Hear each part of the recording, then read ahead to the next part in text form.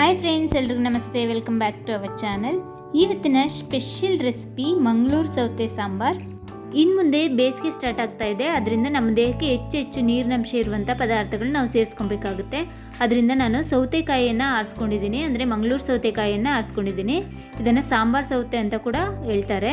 ಇದರಲ್ಲಿ ಸಾಂಬಾರನ್ನು ಮಾಡಿ ತೋರಿಸ್ತಾ ಇದ್ದೀನಿ. ಅದಕ್ಕೆ ಮೊದಲು ನೀವೇನಾದರೂ ನಮ್ಮ ಚಾನಲ್ ಹೊಸಬರಾಗಿದ್ದರೆ ಪ್ಲೀಸ್ ಸಬ್ಸ್ಕ್ರೈಬ್ ಮಾಡಿ.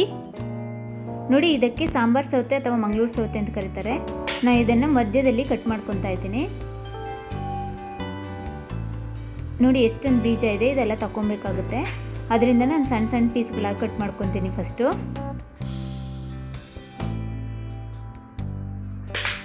ನೋಡಿ, ಈ ರೀತಿ ಉದ್ದ ಕಟ್ ಮಾಡಿಬಿಟ್ಟು ಈ ಸೀಡ್ಸ್ ಏನಿದೆ ಅದನ್ನೆಲ್ಲ ತೆಗೆದುಬಿಡಬೇಕು. ಈ ಬೀಜಗಳನ್ನೆಲ್ಲ ತೆಗೆದುಬಿಟ್ಟು ಚಿಕ್ಕ ಚಿಕ್ಕ ಹೋಳುಗಳನ್ನಾಗಿ ಮಾಡಿಟ್ಕೊತಾ ಇದ್ದೀನಿ.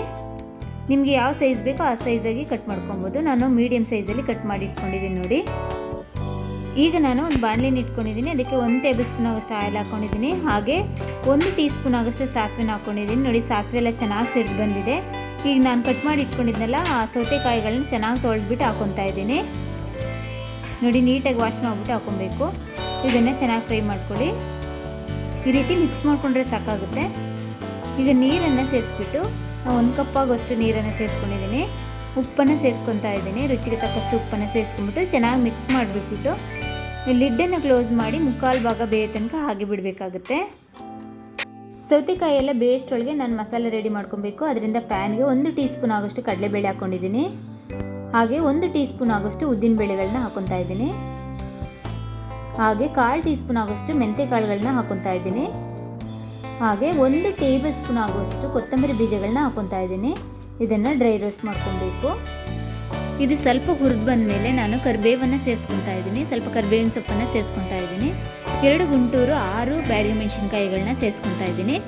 ಈಗ ಸ್ವಲ್ಪ ಆಯಿಲನ್ನು ಸೇರಿಸ್ಕೊಂಡ್ಬಿಟ್ಟು ಚೆನ್ನಾಗಿ ಫ್ರೈ ಮಾಡ್ಕೊಬೇಕಾಗುತ್ತೆ. ಇದನ್ನು ಲೋ ಫ್ಲೇಮಲ್ಲಿ ಇಟ್ಕೊಂಡ್ಬಿಟ್ಟು ನೀಟಾಗಿ ಫ್ರೈ ಮಾಡ್ಕೊಳ್ಳಿ, ಘಮ ಬರೋ ತನಕ. ಈಗ 1/4 ಕಪ್ ಆಗೋಷ್ಟು ತೆಂಗಿನಕಾಯಿಯನ್ನು ಹಾಕ್ಕೊತಾ ಇದ್ದೀನಿ. ನಾನಿಲ್ಲಿ ಕೊಬ್ಬರಿ ತುರಿಗಳನ್ನ ಹಾಕ್ಕೊತಾ ಇದ್ದೀನಿ. ನೀವು ತೆಂಗಿನಕಾಯಿ ಬೇಕಾದರೆ ಯೂಸ್ ಮಾಡ್ಕೊಬೋದು. ಇದನ್ನು ಚೆನ್ನಾಗಿ ಫ್ರೈ ಮಾಡ್ಕೊಂಡು ಇಟ್ಕೊಬೇಕು. ನಾನು ಹುರಿದಿಟ್ಕೊಂಡಿರುವ ಮಸಾಲೆಗಳೆಲ್ಲ ತಣ್ಣಗಾಗಿದೆ. ಈಗ ನಾನು ಮಿಕ್ಸಿ ಜಾರಿಗೆ ಹಾಕ್ಕೊತಾ ಇದ್ದೀನಿ. ಇದು ಫುಲ್ ಹಾಕ್ಕೊಂಡಾದ್ಮೇಲೆ ಸ್ವಲ್ಪ ನೀರನ್ನು ಸೇರಿಸ್ಕೊಂಡ್ಬಿಟ್ಟು ರುಬ್ಕೊಂಬರ್ಬೇಕು. ನುಣ್ಣಗೆ ಪೇಸ್ಟ್ ಮಾಡ್ಕೊಂಬರ್ಬೇಕಾಗತ್ತೆ. ನೋಡಿ, ಸೌತೆಕಾಯಿ ಎಲ್ಲ ಚೆನ್ನಾಗಿ 3/4 ಭಾಗದಷ್ಟು ಬೆಂದು ಬಂದಿದೆ. ಈಗ ನಾನು ಹುಣಸೆಹಣ್ಣು ರಸನ ಸೇರಿಸ್ಕೊತಾ ಇದ್ದೀನಿ. ಒಂದು ಗೋಲಿ ಗಾತ್ರದ ಹುಣಸೆಹಣ್ಣನ್ನು ಕಲಸಿಟ್ಕೊಂಡಿದ್ದೆ, ಅದನ್ನೆಲ್ಲ ಹಾಕ್ಕೊಂಡಿದ್ದೀನಿ. ಹಾಗೆ 2 ಟೀ ಸ್ಪೂನ್ ಆಗೋಷ್ಟು ಬೆಲ್ಲವನ್ನು ಸೇರಿಸ್ಕೊತಾ ಇದ್ದೀನಿ. ಇದನ್ನು ಸೇರಿಸ್ಕೊಬಿಟ್ಟು ಚೆನ್ನಾಗಿ ಮಿಕ್ಸ್ ಮಾಡಿ ಬಿಡಬೇಕಾಗುತ್ತೆ. ಮಿಕ್ಸ್ ಮಾಡಿ ಆದಮೇಲೆ ಲಿಡ್ಡನ್ನು ಕ್ಲೋಸ್ ಮಾಡಿಬಿಟ್ಟು ಕುದಿಯೋ ತನಕ ಹಾಗೆ ಬಿಡಬೇಕು. ನೋಡಿ, ಚೆನ್ನಾಗಿ ಕುದೀತಾ ಇದೆ. ಈಗ ನಾನು 1/4 ಟೀ ಸ್ಪೂನ್ ಆಗೋಷ್ಟು ಅರಿಶಿನ ಪುಡಿಯನ್ನು ಹಾಕ್ಕೊಂಡ್ಬಿಟ್ಟು ಚೆನ್ನಾಗಿ ಮಿಕ್ಸ್ ಮಾಡ್ಕೊತಾ ಇದ್ದೀನಿ. ಇದಾದಮೇಲೆ ನಾನು ಮಸಾಲೆ ರುಬ್ಬಿಟ್ಕೊಂಡಿದ್ನಲ್ಲ ಅದನ್ನು ಇಲ್ಲಿ ಆ್ಯಡ್ ಮಾಡ್ಕೊತಾ ಇದ್ದೀನಿ.